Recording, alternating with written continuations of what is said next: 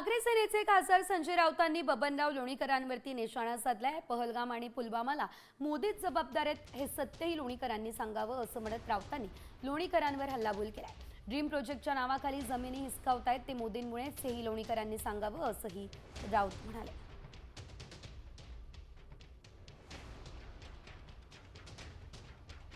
40 जवानांच्या हत्या झाल्या त्याही मोदीमुळेच आणि ट्रम्प यांच्यामुळे भारताला माघार घ्यावी लागली युद्धामध्ये तीही नरेंद्र मोदीमुळेच।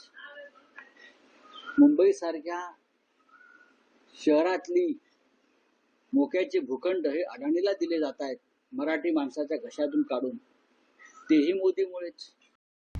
आता isakal.com आहे देशातील नंबर 1 ची मराठी न्यूज वेबसाईट। प्रत्येक अपडेटसाठी isakal.com ला नक्की भेट द्या।